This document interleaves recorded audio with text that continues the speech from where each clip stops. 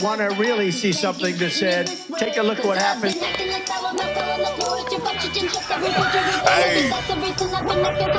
Why this beat so crazy? We will make America proud again. And you try to kill our we will make America wealthy again. And yes, together, we will make America great again. Before we get into today's video, you know what? Let's play the Jasmine Crockett Elon Musk compilation. Dealt with those things. We have tried to subpoena Elon Musk before. The Republicans did not want to do that. I don't know why you wouldn't want to have your main man come in and tell us about all the great work that he's doing unless he absolutely isn't doing any great work. So listen, I think that unfortunately we're going to have to wait until the Democrats are in the majority, which will hopefully be in the midterms. And then we can absolutely. The midterms. The midterms, y'all. The midterms. Bring Elon Musk in and we can have him under oath and we can have him tell us about everything that he did, because as I've been home this week to hear from my seniors that are concerned and don't have answers about how much information he had access to and what he did with that sensitive information, they are scared. Just in case the slow people listening decide to clip this up later, I just want to say that I have never promoted violence whatsoever, yet I've also never made excuse for those violent actors such as the ones on January 6th. So Pam Bondi, if you have an issue with terrorism, maybe you should talk to your boss about locking back up those guys that he let out that participated in January 6th. Just on March 29th, it's my birthday. And all I want to see happen on my birthday is for Elon to be taken down. Yes.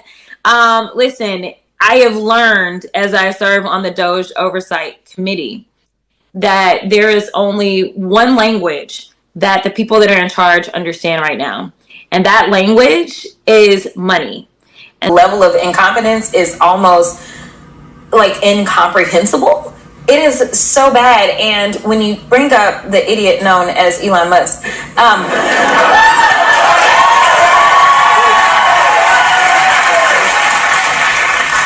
he is not only like very sinister and has no idea what he's doing, and people are like, oh no, he absolutely knows because he's the richest man in the world. Like, yes, he knows how to hire smart people, but don't conflate that and believe that he is the genius, because he ain't. And so this failing network, the ratings have plummeted. I wonder why. The fake news media, the mainstream media. I wonder why. Subcommittee. Congresswoman, welcome to the weekend. So just your thoughts on Elon Musk and his departure from Washington. Hallelujah is what I gotta say. Is it Sunday? Let us all give thanks to the good Lord above. Listen, let me tell you something. He is gone, but the Musk is still going to linger in the air. We know, as you went through in your intro, that there are so many people that have been impacted by these ridiculous and not thought out cuts. And it's not just the federal workers. It's those constituents of ours, our citizens, that are being impacted the hardest by these cuts. And so here it is. You basically let this guy run wild. And honestly, I feel like all of the cuts to federal employees, that was nothing more than a distraction for the things that he really wanted to do, which is to make sure that there was no oversight over his companies, the companies that were under investigation. This was to kind of keep us busy and distracted. And unfortunately, in the process, we have harmed our federal government, and ultimately we are harming our overall economy. Yeah, buddy. Everybody clap it up for Miss Jasmine Crockett. Everybody clap it up for Miss Jasmine Crockett.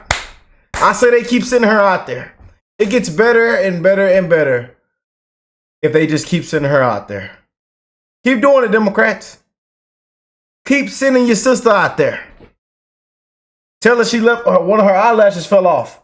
She didn't glue it on properly. Tell her to pick up her eyelash. Just can't make this up, man. Once again, completely destroyed, humiliated. You know, Trump derangement syndrome. Musk derangement syndrome. You know, same rhetoric, propaganda, lies, misinformation, same fear mongering. Get up live on television and just run her mouth and repeat the exact same lie after lie after lie, the same scam talking points.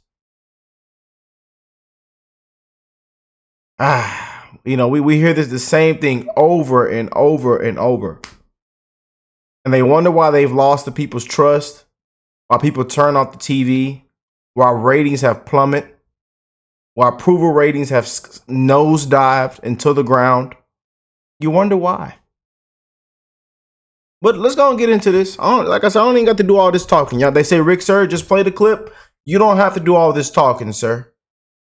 But hey, if you're new here, join the family. Hit that subscribe button. I hope everybody's having a blessed, beautiful week on this beautiful Tuesday. It's one love to the human race, man. And I kind of just love seeing how this is all playing out and how it's just getting worse and worse and worse for the Democrats. And I say they keep sending this lady out here. Keep sending her out, please. Please keep sending her out. The fact that Democrats have been talking about Elon Musk. And let me give you a news alert. We're not going to stop talking about him. We're going to keep talking about him until he is out of here. Now, if he wants to be elected or appointed and confirmed to something, then so be it. But as of right now, we don't just say we believe in the Constitution, but we walk it like we talk it. What does that mean? That means that if we believe in the Constitution, we don't just pick out the Second Amendment and say that it is limitless, nor do we pick out the First Amendment and say that it is limitless. The thing about the Constitution is that it has always been a balancing test. There are limits to this. And right now, what we continue to hear from a certain side of the aisle is that there are no limits to this lawlessness. In fact, there are limits. And I can tell you that one of those limits typically is around hate crimes.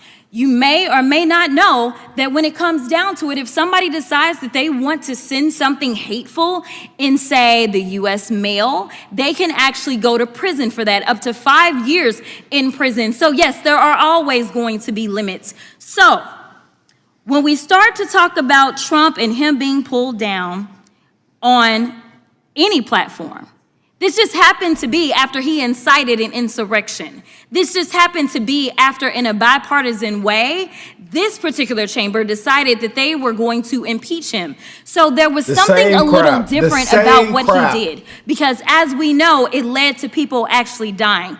The gentleman from Texas is recognized for 5 minutes. Thank you. In 2020, what you were viewing on Facebook, Instagram, and Twitter wasn't an organic news feed. It was a state-approved news feed curated by the Biden-Harris administration. This might sound familiar. This news feed is brought to you by Pfizer. This news feed is brought to you by the Biden-Harris administration. This news feed is brought to you by the big Russia lie. And we know it's true because 51 intelligence officers said it was, right? Wrong. Republicans, conservatives, and America First patriots endured years of gaslighting, censoring, demonetization, suspension, debanking, collusion to deplatform, and every restriction of free speech imaginable, all under the Biden-Harris administration. In the past 7 years, we have witnessed the greatest assault on the First Amendment in American history. But remember, the Democrats are the party of preserving democracy, right? We expected this type of censorship from the Biden-Harris administration, but what we didn't know was how coordinated their efforts were with big tech companies like Meta, Amazon, and Twitter.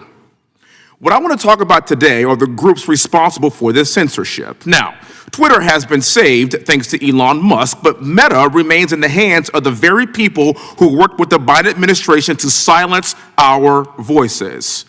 I know that Meta recently changed their policies concerning censorship and free speech, but who's to say that those changes will be permanent? Let's talk about Meta's political content figure, which magically disappeared upon the new Trump administration. Will this political content filter magically reappear if the Democrats take back the White House at some point in the very distant future? Will voices like mine and many of my colleagues in this room be suppressed ahead of the midterms? These are all questions that inquiring minds really want to know. Now, you might have noticed that recently Mark Zuckerberg has been on a press tour to repair his pro-censorship image. But those of us who have been subject to censorship, especially this U.S. congressman, I don't forgive and I don't forget quite so easily. Let's not forget that Meta banned the sitting president of these United States of America from Instagram and Facebook. And interestingly enough, Meta banned President Trump before Biden even took office. So you can't defecate on the president's First Amendment rights and call it chocolate pudding at this point. And just because you give him $1 million ex post facto does not change the fact that you did this and this actually happened. I've seen Democrats on TV for the past week scream, Elon Musk, Musk. It's been quite invigorating, actually. I'm really enjoyed it. And what's funny about it to me is that you're mad at the guy that found the fraud, but not mad at the people that wasted your money. Woo!